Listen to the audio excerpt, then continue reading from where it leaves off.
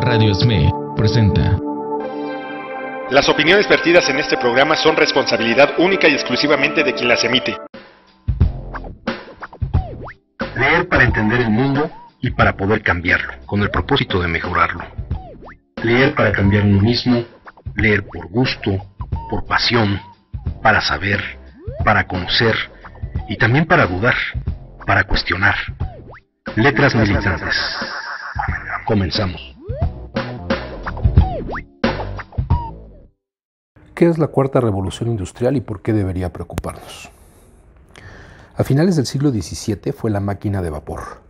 Esta vez serán los robots integrados en sistemas ciberfísicos los responsables de una transformación radical. Los economistas le han puesto nombre, la cuarta revolución industrial. Marcada por la convergencia de tecnologías digitales, físicas y biológicas, anticipan que cambiará el mundo tal como lo conocemos. ¿Suena muy radical? Es que de cumplirse los vaticinios lo será, y está ocurriendo, dicen, a gran escala y a toda velocidad.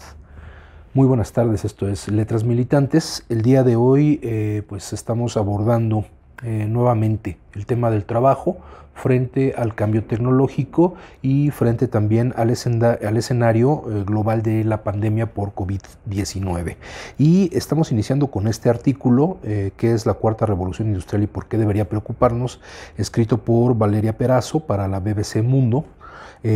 Esto es importante destacar que este artículo fue escrito en el 2016 y tiene una vigencia pues indisputable, como vamos a ver analizando el contenido y viendo a prácticamente 5 años de distancia cuáles han sido los cambios que se vaticinaban con esa cuarta revolución industrial y que hoy vivimos como algo cotidiano, agudizado además por el problema del coronavirus. Entonces, la idea es abordar primero el contexto, entender qué es la cuarta revolución industrial, si es lo que estamos viviendo actualmente, posteriormente abordar nuevamente el cambio tecnológico y su impacto en el mundo del trabajo y finalmente confrontarlo con cifras, que tenemos también un artículo aquí, que nos va a decir cuál ha sido el impacto del trabajo y del teletrabajo en el mercado laboral actualmente con la pandemia que estamos padeciendo. Entonces continuamos con la lectura del texto. Estamos al borde de una revolución tecnológica que modificará fundamentalmente la forma en que vivimos, trabajamos y nos relacionamos.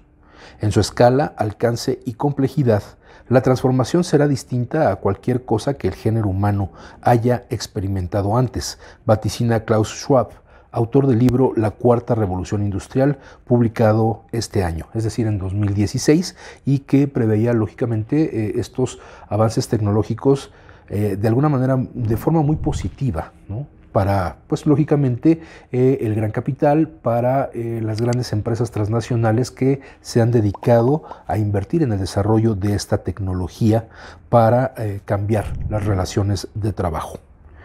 Los nuevos poderes del cambio vendrán de la mano de la ingeniería genética y las neurotecnologías, dos áreas que parecen crípticas y lejanas para el ciudadano de a pie. Pero las repercusiones impactarán en cómo somos y nos relacionamos hasta en los rincones más lejanos del planeta. La revolución afectará el mercado del empleo, el futuro del trabajo, la desigualdad en el ingreso, es decir, en los salarios, y sus coletazos impactarán la seguridad geopolítica y los marcos éticos. Esto, escrito hace 5 años, hoy nos parece pues más vigente que nunca, más claro que nunca. La fábrica automática y muy inteligente. Entonces, ¿de qué se trata el cambio y por qué hay quienes creen que se trata de una revolución? Lo importante, destacan los teóricos de la idea, es que no se trata de desarrollos, sino del encuentro de estos desarrollos. Y en ese sentido representa un cambio de paradigma en lugar de un paso más en la carrera tecnológica frenética.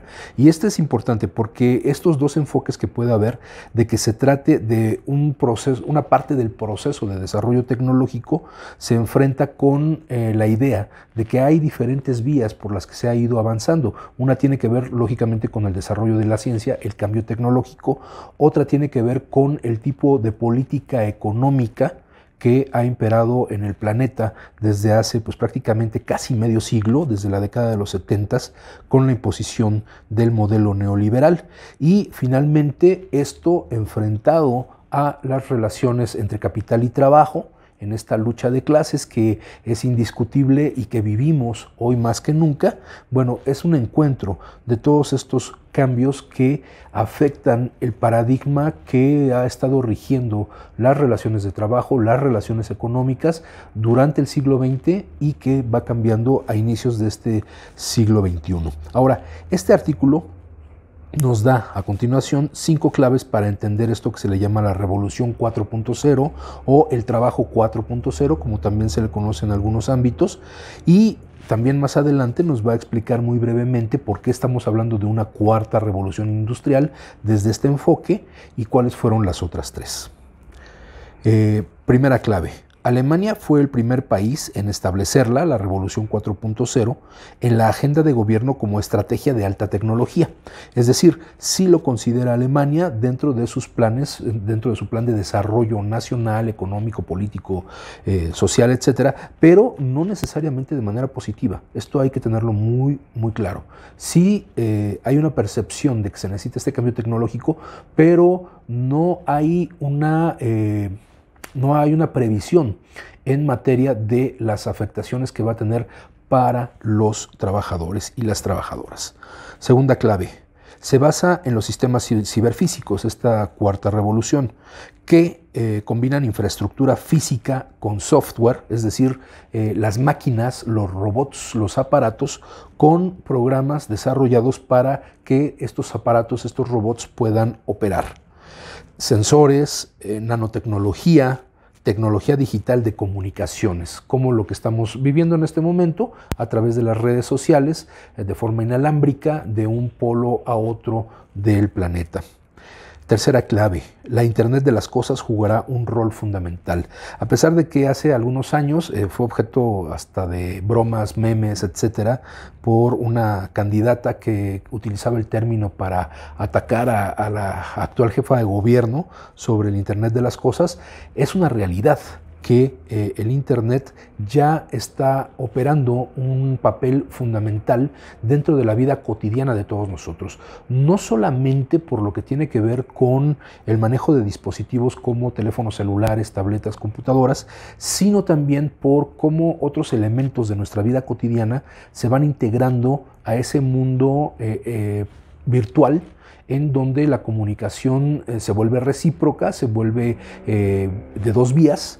Y, por ejemplo, pensar en los famosos televisores inteligentes que pueden obedecer a comandos de gestos, de manos, de vista, etcétera, a electrodomésticos como refrigeradores que pueden estar conectados a Internet y hacer un inventario, claro, todavía con la participación del ser humano, pero que ya pueden tener un inventario que en el momento en que se va acabando este stock de cosas que tenemos en el refrigerador, pues se puede hacer el pedido vía inalámbrica. ¿Y qué decir del comercio? Que lo podemos hacer ya de manera inmediata con mercancías, que lo único que hacen es hacer todavía más fuerte la presencia de este tipo de aparatos que manejan el Internet para su buen funcionamiento.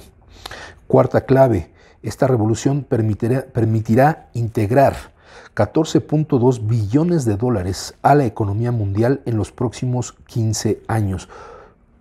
Hay que tener cuidado, esta integración de capital tiene que ver con el propio desarrollo de la industria, la propia inversión o reinversión en pues toda la infraestructura que requiere para poder operar. Y lógicamente también tiene que ver con el capital humano involucrado en estos procesos, pero es el que menos beneficiado se ve con todo este desarrollo tecnológico. Quinta clave, cambiará el mundo del empleo por completo y afectará a industrias en todo el planeta. Esto, y es una manera pues muy leve de decirlo, porque el cambio y la afectación a la industria y al empleo pues es más allá de un tema genérico, tiene que ver con lugares específicos y formas específicas de trabajar que vamos a ver más adelante en otro de los artículos. Estas son las 5 claves que da el Foro Mundial de Economía. Lo da en 2016 como las claves fundamentales de esta revolución. La cuarta revolución industrial no se define por un conjunto de tecnologías emergentes en sí mismas, sino por la transición hacia nuevos sistemas que están construidos sobre la infraestructura de la revolución digital anterior, dice Schwab, que es el director ejecutivo del Foro Económico Mundial, WEF, por sus siglas en inglés, y uno de los principales entusiastas de esta revolución. Lo decíamos al principio, él lo ve de manera muy positiva, aunque los resultados para la clase trabajadora siguen siendo pues los más desalentadores. Hay tres razones por las que las transformaciones actuales no representan una prolongación de la tercera revolución industrial, sino la llegada de una distinta: la velocidad, el alcance y el impacto en los sistemas. La velocidad de los avances actuales no tiene precedentes en la historia y está interfiriendo en casi todas las industrias de todos los países, apunta el Foro Económico Mundial, el WEF. Estos conceptos, no es una continuidad a la anterior revolución industrial o la anterior manifestación de la revolución industrial, porque la velocidad a la que se han impuesto estos cambios tecnológicos ha sido brutal. Si consideramos un marco de tiempo realmente corto, que podrían ser 20 años, los avances que hoy conocemos pues no se tenían o no se veían con la intensidad de la que estamos viviendo actualmente. El alcance, la tecnología prácticamente ya está en todos nuestros hogares, en casi todas nuestras actividades, y el impacto en el propio sistema, que tiene que ver con el mercado laboral, que también vamos a ver en otro de los artículos. También llamada 4.0, la revolución sigue a los otros tres procesos históricos transformadores. Esto es, cuáles fueron las revoluciones industriales anteriores. La primera marcó el paso de la producción manual a la mecanizada, es decir, del trabajo artesanal al trabajo en serie, utilizando ya pues instrumentos, aparatos mecanizados y una mayor división del trabajo. Es decir, la creación de una mercancía no obedecía al trabajo de una sola persona, sino que era el trabajo en serie de varios trabajadores o trabajadoras que daban lugar a esta mercancía. Esto tiene lugar entre 1760 y 1830, es decir, el auge de la revolución industrial va a ser el siglo XIX. La segunda, alrededor de 1850, trajo la electricidad y permitió la manufactura en masa. Es decir, en la primera revolución industrial estamos hablando todavía de máquinas a vapor, de máquinas que necesitan combustible como el carbón para poder funcionar. Ya la segunda revolución industrial, con la llegada de la electricidad, permite pues ocupar las máquinas de manera más eficiente, por más tiempo. De hecho, permite que se empiece a trabajar en alumbrado para que se extiendan las jornadas de trabajo, y esto involucre a un mayor número de trabajadoras y trabajadores. Para la tercera hubo que esperar a mediados del siglo XX, con la llegada de la electrónica y la tecnología de la información y las telecomunicaciones. Es decir, cuando empezamos a automatizar toda una serie de trabajos que se realizaban antes por una X cantidad de personas, pero que empiezan a ser sustituidos por aparatos electrónicos que hacen igualmente más eficiente el trabajo, y que estos trabajos, estas modificaciones, estos cambios tecnológicos, los vamos a primero ver reflejados a nivel industrial, a nivel militar incluso, pero tarde que temprano se convierten en situaciones cotidianas, ¿no? Como por ejemplo el uso de las telecomunicaciones, pues el telégrafo como un medio de comunicación o de telecomunicación que no era cotidiano, nadie tenía un telégrafo en su casa, a llegar hasta los teléfonos, después los teléfonos inalámbricos y ahora los teléfonos móviles o celulares. Esto tarde que temprano, repito, alcanza la cotidianidad de nuestras vidas. Ahora, el cuarto giro trae consigo una tendencia a la automatización total de la manufactura. Esto es muy importante porque nos va a decir por dónde viene el golpe para la clase trabajadora. Su nombre proviene, de hecho, de un proyecto de estrategia de alta tecnología del gobierno de Alemania, sobre el que trabajan desde 2013 para llevar su producción a una total independencia de la mano de obra humana. Por eso decía yo anteriormente que dentro de esta estrategia no se estaba considerando efectivamente el impacto negativo que va a tener sobre los trabajadores. La automatización corre por cuenta de sistemas ciberfísicos, hechos posibles por el Internet de las Cosas y el cloud computing o nube, que ahora, bueno, pues también se da esta situación de almacenar ya no en pues un aparato físico, material, sino que toda esta información que es virtual se almacena en sitios virtuales como son estas famosas nubes. Los sistemas ciberfísicos que combinan maquinaria física y tangible con procesos digitales son capaces de tomar decisiones descentralizadas y de cooperar entre ellos y con los humanos mediante el Internet de las cosas, y es este desarrollo de la inteligencia artificial. Lo que veremos, dicen los teóricos, es una fábrica inteligente, verdaderamente inteligente. Bueno, pues vámonos a una pausa y al regresar de esta pausa continuaremos con la confrontación entre este tema de la cuarta revolución industrial y lo que vendría siendo pues cómo ha afectado el mercado de trabajo antes de la pandemia y cómo ahora en la pandemia se ve mayormente afectado. Entonces, en un momento regresamos a Letras Militantes. Estás escuchando Letras Militantes.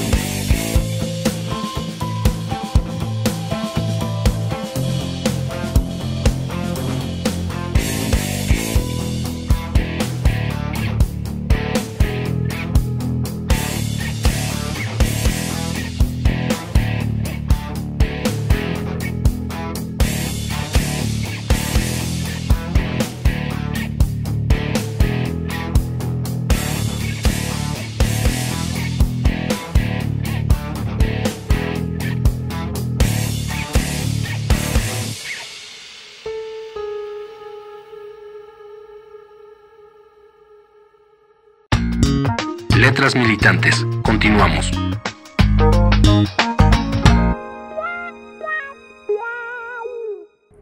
Y ya estamos de vuelta en Letras Militantes con este tema de la cuarta revolución industrial que vamos a seguir abordando de manera breve para poder llegar a los otros artículos. ¿Revolución para quién?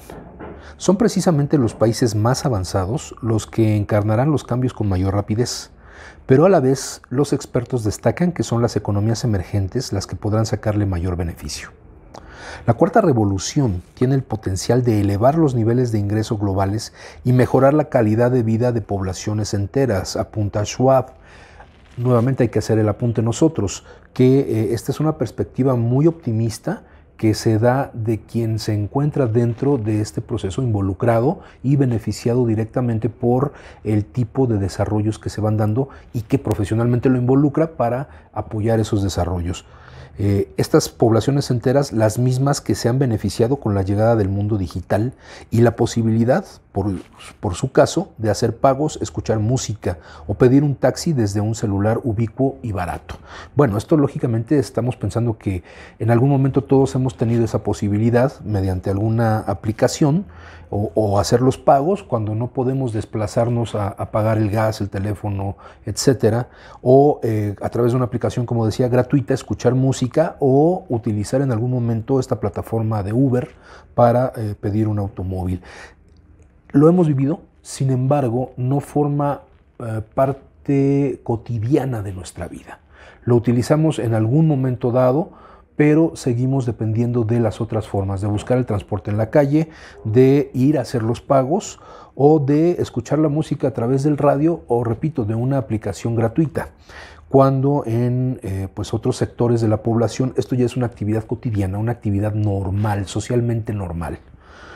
Sin embargo, y a eso va lo que sigue, sin embargo, el proceso de transformación solo beneficiará a quienes sean capaces de innovar y adaptarse. Es decir, no solamente a quienes tengan la posibilidad económica de acceder a esa tecnología, sino que se puedan desarrollar profesional, comercial, económicamente o socialmente también en estas plataformas. No basta, es decir, no basta con solo tener el dinero, sino el también adaptarse a estas condiciones.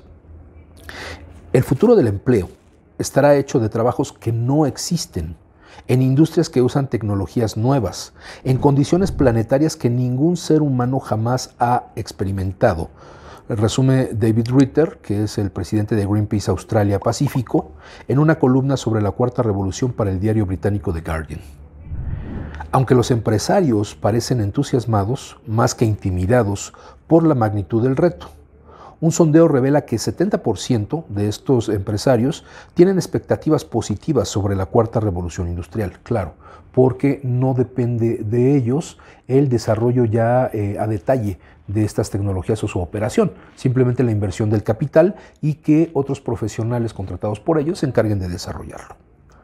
Así se desprende del último barómetro global de innovación, una medición que publica General Electric cada año y que recoge opiniones de más de 4,000 líderes y personas interesadas en las transformaciones de 23 países.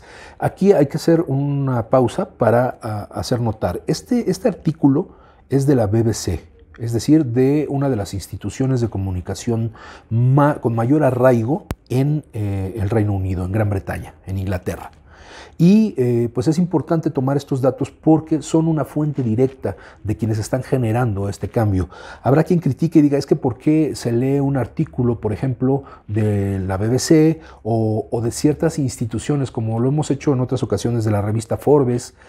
Bueno, pues porque ellos están dando la perspectiva de qué es lo que van a hacer, por dónde van a tirar los golpes. Y creo que es necesario que nosotros también conozcamos esta literatura porque nos puede quedar más claro cuál es la perspectiva que tienen estos personajes históricos y sus instituciones, que son los que están detrás de toda esta estructura del modo de producción capitalista y que de alguna manera buscan sostenerlo, pues hablando maravillas o hablando de las bondades que tienen y, aunque mencionándolas, haciéndolas menos, las contradicciones y los problemas que van a generar. Como vamos a ver ahorita. Los peligros del cibermodelo. Así, no todos ven el futuro con optimismo. Los sondeos reflejan las preocupaciones de empresarios por el darwinismo tecnológico, donde aquellos que no se adapten no lograrán sobrevivir.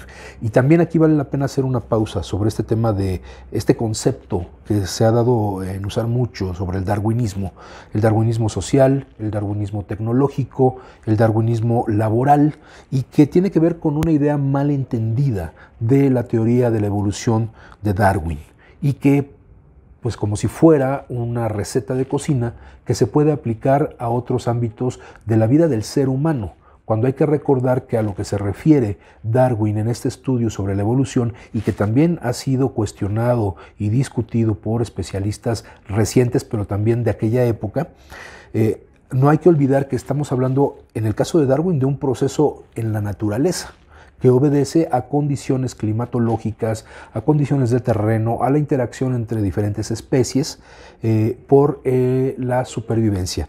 No se puede adaptar, o no se puede adoptar, mejor dicho, en el medio social o para los seres humanos, porque los seres humanos tenemos otro sistema que tiene que ver con la razón, que tiene que ver con la interacción y la comunicación de modo racional y razonado.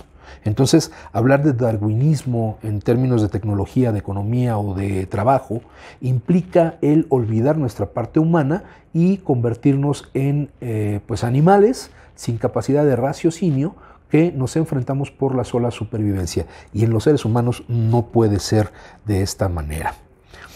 ¿Qué nos dice ahora otro artículo que vamos a darle lectura, que también se basa en la información que provee el Foro Económico Mundial, solo que este documento, este artículo, es escrito en el 2018, es decir, 2 años después del que le estábamos dando lectura.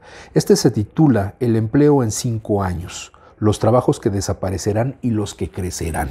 Y esto es muy importante también abordarlo. El texto es de Héctor Barnés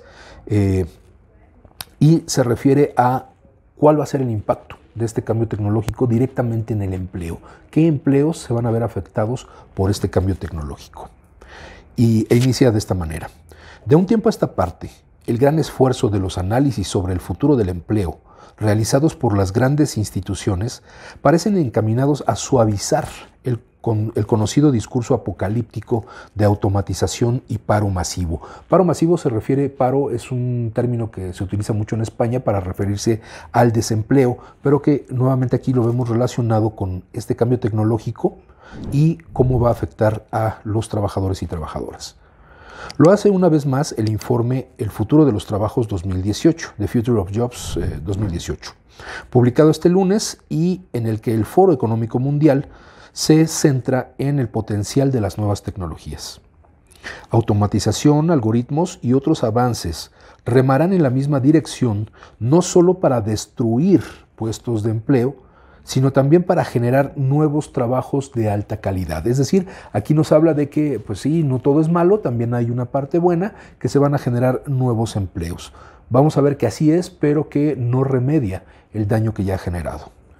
Un análisis positivo concluye en el prefacio del trabajo Klaus Schwab, el mismo autor que mencionábamos en el otro artículo, fundador y presidente ejecutivo del Foro Económico Mundial. Aunque estemos acostumbrados a esta clase de informes, conviene reparar en este por su capacidad de marcar agenda, ya que la anterior edición del informe bianual, publicada en enero de 2016 y reconvertida en libro superventas o bestseller, La Cuarta Revolución Industrial, se ha convertido en uno de los argumentos de autoridad más citados en todos los vaticinios sobre el futuro laboral, especialmente en lo que concierne a las medidas tomadas de aquí a 2022 para evitar un indeseable escenario en el que todos pierdan. En palabras del alemán, que se traduciría en un desempleo masivo, escasez de talento y una creciente desigualdad. El Foro Económico Mundial señala directamente a las empresas como aquellas que deben evitar que esto ocurra y las acusa de, hasta el momento, no estar haciendo lo suficiente. Tan solo un puñado de trabajadores ya bien formados y bien valorados dentro de la compañía están recibiendo el entrenamiento necesario para enfrentarse a la cuarta revolución. El resto corre el riesgo de quedarse atrás. Y un 84% de las compañías piensa enfrentarse a las nuevas necesidades, contratando nuevos trabajadores con las habilidades que buscan, mientras que solo un 72% planea reentrenar a la plantilla de la que ya dispone. Fichar antes de reaprovechar. Una pesadilla para millones de profesionales. La solución, sugiere el informe, no puede encontrarse únicamente en cruzar los dedos y confiar en encontrar en el mercado a los trabajadores con la formación necesaria. Hay una carrera contrarreloj. De aquí a 2022, y fíjense, esta es una proporción bien interesante que hace de tiempo y necesidades. De aquí a 2022, al menos el 54% de los trabajadores tendrán que mejorar sus habilidades. O sea, más de la mitad de la plantilla laboral global tiene que mejorar sus habilidades. 6 meses serán suficientes para un 35% de ellos. O sea, no el 100% de esa mitad de la población trabajadora del mundo va a necesitar mejorar sus habilidades y va a tener 6 meses para poder hacerlo. O sea, lo va a poder lograr en 6 meses. De 6 meses a 1 año para el 9%, es decir, otra fracción de la mitad de la plantilla laboral global va a requerir más de 6 meses y hasta 1 año. Y hasta un 10% de esa mitad de la población global que tiene trabajo deberá formarse durante más de 1 año en materias en auge, es decir, en las labores que van a ser populares o que van a requerir mayor demanda de trabajadores, como el pensamiento analítico, la innovación, el aprendizaje activo, el diseño tecnológico o la programación, algunas de las habilidades más demandadas en el próximo lustro. Y precisamente ellas serán las que moldeen los empleos que serán más y menos demandados. Y aquí viene una lista de los 10 trabajos que estarían a la baja, que ya no van a ser necesarios y que incluso pues va a ser parte de los millones de puestos de trabajo que van a desaparecer. En primer lugar se tiene a los grabadores de datos o capturistas de datos. En segundo, a los empleos de contabilidad y administradores. En tercero, secretarios administrativos y ejecutivos. En cuarto, trabajadores de fábricas y cadenas de montaje. En quinto, información al cliente y trabajadores de servicios al cliente. En sexto, servicios de negocios y jefes de administración. En séptimo, contables y auditores. En octavo, dependientes de almacenes. En noveno, jefes generales y de operaciones. Y en décimo, dependientes del servicio postal.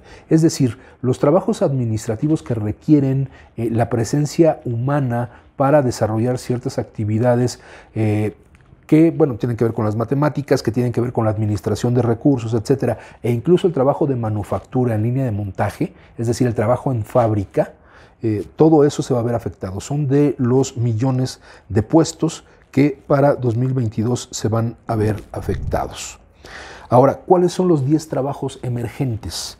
Aquí nos habla en primer lugar de analistas de datos y datos científicos, en segundo lugar de especialistas en inteligencia artificial y aprendizaje de máquinas o el machine learning, como le llaman ahora.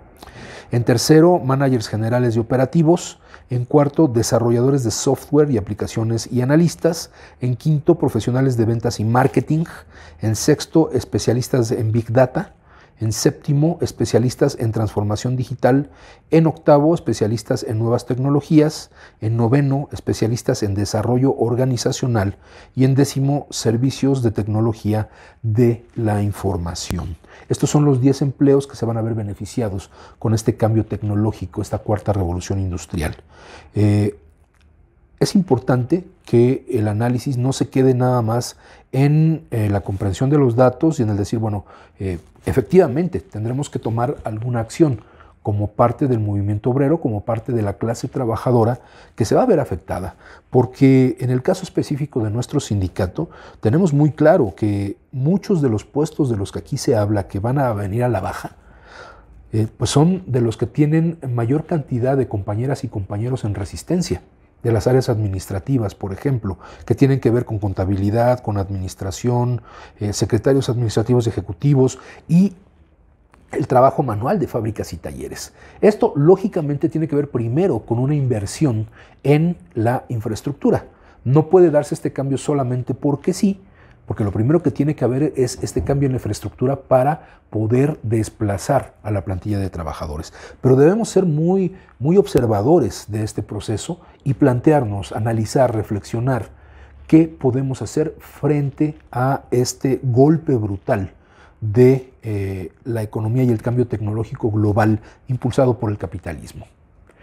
Nosotros contamos con un sindicato, con una organización de trabajadores que respalda y que busca darle solución a la falta de empleo, buscar esta reinserción laboral que ha sido el objeto de nuestra lucha durante más de 11 años.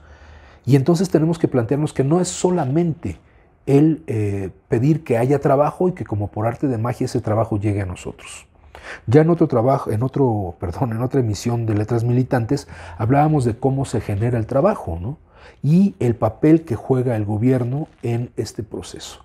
Entonces, lo que requerimos en este momento, si nuestra intención es cambiar el ámbito del trabajo en el que nos desarrollamos, si nuestra intención es tener un trabajo para un retiro digno, si nuestra intención es recuperar el empleo que nos fue arrebatado a la mala por este sistema a través de su expresión más clara, que fue el neoliberalismo del gobierno de Felipe Calderón y de Enrique Peña Nieto, bueno, lo que tenemos que hacer es trabajar todos, no solamente el Comité Central, no solamente el Secretario General, no solamente la Comisión Negociadora, sino todos y cada uno de nosotros aportar elementos para poder cambiar este marco general del trabajo. Tenemos que hacerlo desde adentro.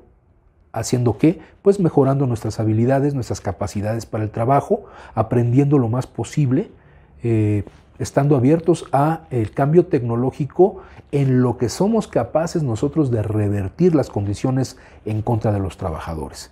Y eso tiene que ver también con el proceso de pensiones y jubilaciones. Y para ello tenemos que apoyar a nuestros compañeros de la Confederación, encabezada por nuestro prosecretario de Jubilados, nuestro compañero Jorge Herrera. Hay que apoyar esos esfuerzos. No todo se va a hacer unilateralmente desde la cúpula del sindicato hacia la base. Se necesita también una participación dinámica de la base para cambiar estas condiciones. Bueno, pues se nos ha acabado el tiempo. El tercer artículo que habla sobre el impacto de la pandemia en esta cuestión de los trabajadores. Adelanto el título. Dice: trabajando en tiempos de pandemia, solo 1 de cada 5 trabajadores en América Latina y el Caribe puede trabajar desde su casa.